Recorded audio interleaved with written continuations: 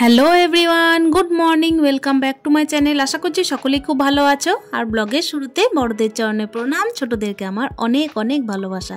বীরভূম জেলার ছোট্ট একটা শহর থেকে আমি সুধা আবারও চলে এসেছি নতুন দিনে নতুন আরও একটা ব্লগ নিয়ে। তো চলো আজকের ব্লগটা এখান থেকে স্টার্ট করা যাক।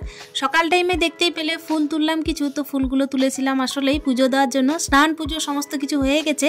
আর এদিকে ছেলের আছে স্কুল, তো সেহেতু কিন্তু আমাকে টিফিনটা আর আপাতত ওর জন্য আমাকে ভাতের ব্যবস্থায় কিছু একটা করে দিতে হবে।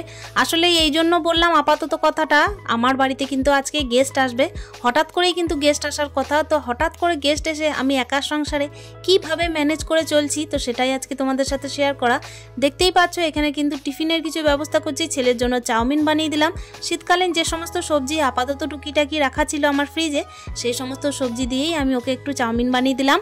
আর চাউমিনের সাথে একটুখানি সস না হলে বাচ্চাদের দেখবে একেবারে ভালো লাগে না। তা নাহলে তো টিফিনটা অর্ধেক খেয়ে আসবে, অর্ধেক হয়তো রেখে আসবে, এরকম ব্যাপার। সেই জন্য কিন্তু ব্যাগের মধ্যে আমি একটা সসের প্যাকেট দিয়ে দিয়েছি। তো চলো বন্ধুরা, ওর জন্য তো আমার টিফিন প্যাক করা হয়ে গেল, আপাতত ব্যাগে ভরে দেবো। তারপর কিন্তু আমি ছেলেকে খাওয়ানোর জন্য প্রস্তুতি নেব। ছেলের জন্য আজকে সকালে প্রেসার কুকারে ভাত করে দিয়েছিলাম। আসলে বললাম না ওই যে গেস্ট আসার কথা। এদিকে আমি দেখতেই পাচ্ছ প্লেটের মধ্যে এখন আমি পিঠে সাজাচ্ছি। আসলে টিফিন টাইম এটা, মানে ব্রেকফাস্ট টাইম আমার বলতে পারো।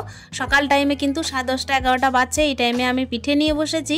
রাত্রিবেলার পিঠে মা দিয়ে পাঠিয়েছিল। কালকে অবশ্য আমি পিকনিকে গেছিলাম, সেই জন্যই কিন্তু রাত্রিবেলায় কিছু একটা খাওয়ার ইচ্ছে ছিল না, সেই জন্য সকাল টাইমে এই যে দেখতেই পাচ্ছ বাসি পিঠেটা নিয়ে বসেছি। আসলে এটা ভাজলে হয়তো আরও ভালো লাগতো, কিন্তু আমার খিদে পেয়ে গেছিলো খুব, সেই জন্যই মাকে বললাম আমি এটাই খেয়ে নিচ্ছি। তো খেজুর গুড় দিয়ে পিঠে খাওয়ার পরে এদিকে দেখতেই পাচ্ছ মা এসেছিল। আসলে এবার বলে রাখি, আমার পিসিমণির হাতটা গেছে ভেঙে, সেহেতু কিন্তু পিসিমণি, তার নাতি, তারপর হচ্ছে আমার মাদেরকেও ডেকেছি। সবাই মিলে কিন্তু আজকে খাওয়া দাওয়া করবো। পিসিমণির হাতে প্লাস্টার হয়েছে, 2 দিন যাবত হসপিটালে ভর্তি ছিল, তো সেহেতু কিন্তু মাদের বাড়িতে আজ 3 দিন থেকে আছে। তো আজকে আমি ডাকলাম যে এখান থেকেই খাওয়া দাওয়া করে তুমি বাড়ি যাবে। আসলে ব্যাপার হচ্ছে নাতিকে যেহেতু এনেছে সেহেতু কিন্তু তাকে নিয়ে যেতেই হবে। হাত ভাঙার ব্যাপারটা বলে রাখি, হাত ভাঙা বলতে গেলে পুরোটা কিন্তু ভেঙে যায়নি, আসলে একটুখানি সরে গেছিল, সেহেতু প্লাস্টার হয়েছে। তো চলো বন্ধুরা, এদিকে কিন্তু রান্না বান্না করবো। আর আজকে যেহেতু পিসিমণি চলে যাচ্ছে, তো সেহেতু কিন্তু আমাকে আপাতত তাড়াতাড়ির মধ্যেই ম্যানেজ করে নিতে হবে। একা সংসারে চলতে গেলে একটুখানি ফুর্তি আর একটুখানি বুদ্ধি, এই দুটো কিন্তু রাখতেই হয় মনের মধ্যে। আসলে ব্রেনের মধ্যেও খাটাতে হয় আর তার সঙ্গে মনের মধ্যে জোরও রাখতে হয়। একা সংসারে চলতে গেলে কিন্তু একাই আর কি পারদর্শী হতে হয়। তো সকাল টাইমে দেখতেই পাচ্ছ এদিকে কিন্তু আমি আলুগুলো ছিলে নিচ্ছি। আমাকে বসে থাকলে হবে না, কেন কি আমি না সবসময় চেষ্টা করি যেখানেই যাই সেখানে যেন করে নিতে পারি, আর আমার সংসারে যেন আদার্স কাউকে সেভাবে যেন না খাটাতে হয়, সেই চেষ্টা আমার বরাবর থাকে। ছেলেকে এইদিকে স্কুল পাঠাতে আমার টিফিন করতে করতে ঘড়ির কাঁটায় বাজছিল প্রায় 11:30। আর এই টাইমে যখন আমি সবজি কাটতে বসেছি প্রায় হয়তো ঘড়ির কাঁটায় 12টা বাজে, এখনো পর্যন্ত আমি ভাত বসাইনি। আসলে কি বলতো বন্ধুরা, আমি কিন্তু 1 ঘন্টার মধ্যেই রান্না করব। হ্যাঁ, আমি সত্যি কথাই বলছি, 1 ঘন্টার মধ্যেই রান্নাটা আজকে সেরে নেব। আর খুব জোর হয়তো হতে পারে 1.5 ঘন্টা লাগতে পারে, এই কারণেই বললাম, কেন কি একটা গ্যাস তো ধরো বুকিং থাকবে, সেই হেতু কিন্তু বলতে বাধ্য হচ্ছি। তো চলো তাড়াতাড়ির মধ্যে আমি গরম গরম রান্না সারবো। আর এদিকে কিন্তু আমাকে ছেলেকে পাঠাতে হয়েছে, সেই জন্য কিন্তু এক্সট্রা একটা চাপ।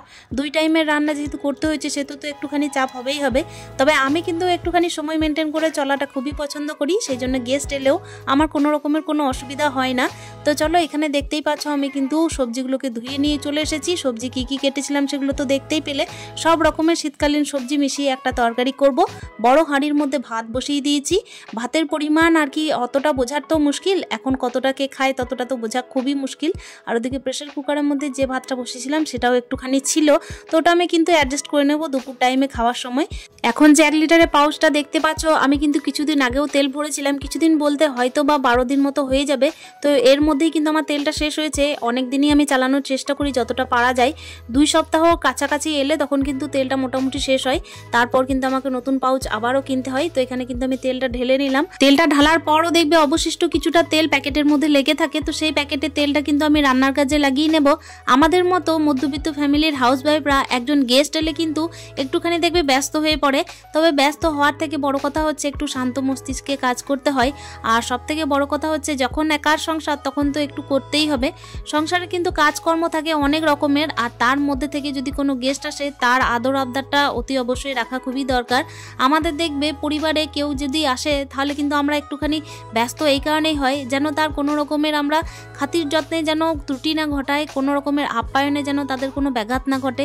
কোনো রকমের ত্রুটি বা কোনো রকমের যেন আপ্যায়নে যদি ব্যাঘাত ঘটে তাহলে পরবর্তী দিনে কিন্তু আমাদের নিজেদেরকেই একটুখানি মনে হবে যে হয়তো বা করতে পারলাম না। আর যেহেতু আমার একার সংসারে আমাকে সবাইকে নিয়ে চলতে হবে, সবাইকে নিয়ে বলতে গেলে এটাই বলতে চাইছি যে যারা আমার বাড়িতে আসবে তাদেরকে কিন্তু সবাইকে আমাকেই আদর সম্মান করে রাখতে হবে, সেই হিসাবে কিন্তু আমাকে এইসব দিকগুলো দেখতেও হবে। তো চলো দেখতেই পাচ্ছ যে সমস্ত সবজিগুলো রান্না করছি এই ছোট্ট কড়াইয়ের মধ্যে আমি কেন চাপিয়ে দিলাম বলো তো, যেহেতু তাড়াতাড়ির মধ্যে আমাকে রান্না সারতে হবে। এদিকে ভাতের হাঁড়িটা বসিয়েছি আর ছোট্ট কড়াইয়ের মধ্যে আমি এই কারণেই বসিয়েছি তরকারিটা। এদিকে আরেকটা যে ওভেন আছে তার মধ্যে কিন্তু আমাকে বড় কড়াইটাকে অ্যাডজাস্ট করে চাপাতে হবে। আর আজকে হবে দেশি মোরগের ঝোল, সেজন্য কিন্তু বড় কড়াইটা না হলে চলবে না। সবজিটা কিন্তু একটুখানি দেখবে লবণ আর হলুদ দেওয়ার পরে কষাতে কষাতে এমনিই দেখবে জলটা বেরোতে থাকে আর কষানোটা হয়ে যায়, সেই জন্য ছোটো কড়াইয়ের মধ্যেই আমি সবজিটা করছি। আর সবজিটা না সব কিছু একসাথে দেওয়া যাচ্ছিল না, 2 টাইমে আমাকে দিতে হয়েছে। আর এদিকে দেখতেই পাচ্ছ বড় যে ওভেনটা ছিল তার মধ্যে কিন্তু আমি আলুগুলো কষাতে দিলাম মাংসর জন্য।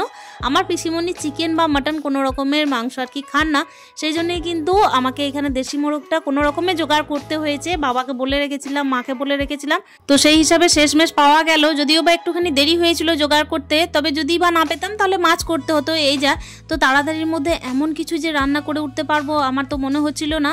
আর সকাল টাইমে দেখো একটা ডাল ভাজা এই সমস্ত করে রেখেছিলাম, চাটনি, আর তার সঙ্গে কি বলতো ছেলেকে একটা ডিম করে দিয়েছিলাম। এই সমস্ত রান্নাবান্না হওয়ার পরও ওই যে ডাল তরকারির মধ্যে তো আর এমন কিছু ছিল না, শুধু ডাল আর ভাজা ছিল।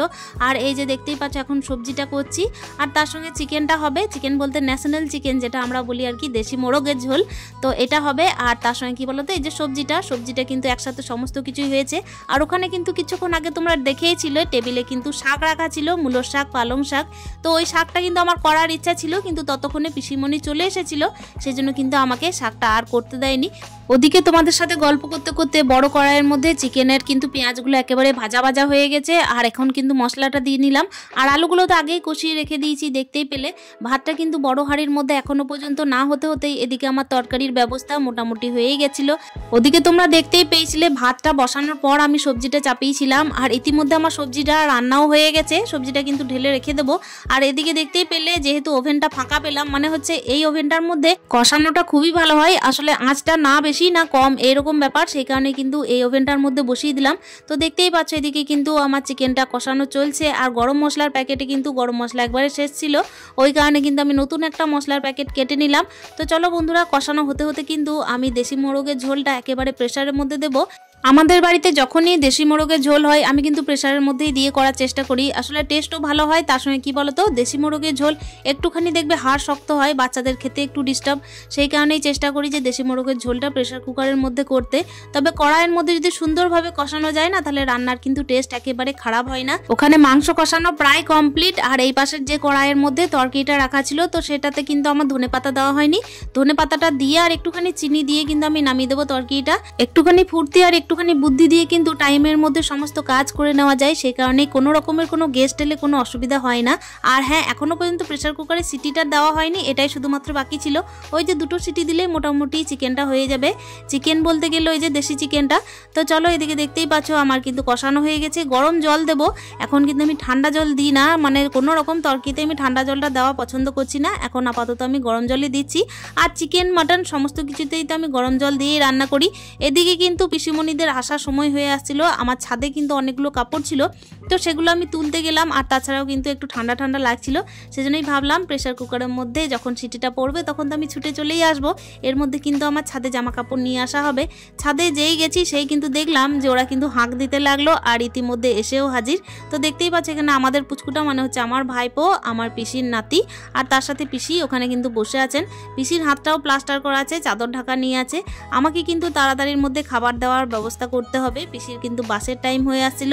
আর এক সপ্তাহের মধ্যে উনি আবারও ফিরে আসবেন ডাক্তার দেখানোর জন্য। তবে কি বলতো, নিজস্ব বাড়ি ছেড়ে কিন্তু কেউ সারা জীবন পড়ে থাকতে চায় না।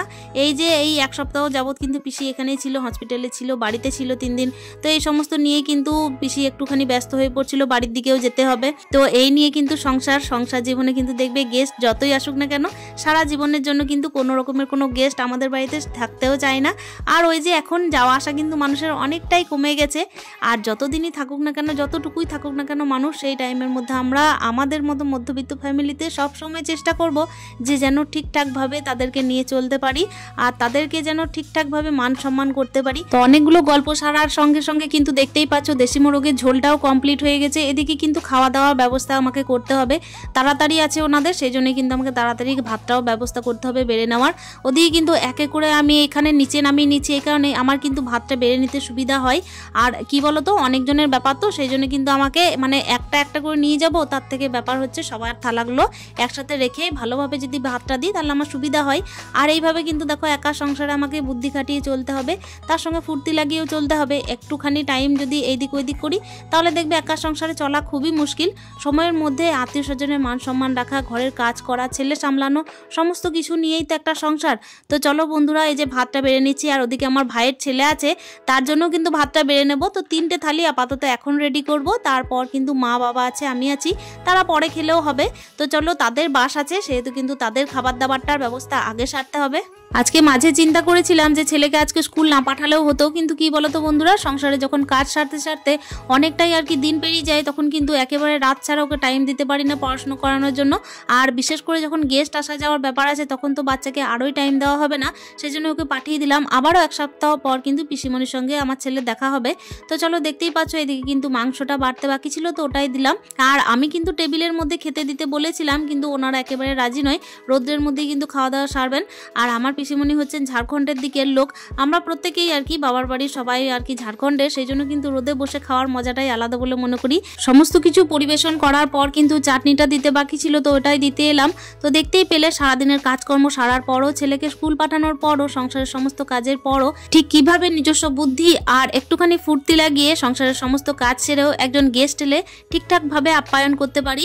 আর দেখতেই পাচ্ছ এখানে কিন্তু পিসির সাথে একটু গল্প করছিলাম। আসলে ব্যাপার হচ্ছে আমার তো হাতটা খুব ভালোভাবে ভেঙেছিল, আর সেই কারণে কিন্তু পিসিকে একটুখানি বুদ্ধি পরামর্শ দিচ্ছিলাম যে হাতটা একটু নড়ানোর চেষ্টা করবে আঙ্গুলগুলো, তাহলে তুমি পরবর্তী দিনে কিন্তু একটু সচল থাকবে হাত নিয়ে। তো চলো বন্ধুরা, গেস্টদের খাওয়া দাওয়ার সাথে সাথে আজকের ভিডিওটা কিন্তু এখানেই শেষ করব। আরও দেখা হচ্ছে অন্য দিনের অন্য আরেকটা ভিডিও নিয়ে। তোমরা অতি অবশ্যই কমেন্টের মাধ্যমে জানানোর চেষ্টা করো, তাহলে দেখা হচ্ছে নেক্সট ভিডিওতে। ততক্ষণের জন্য স্টে হ্যাপি মন, টাটা।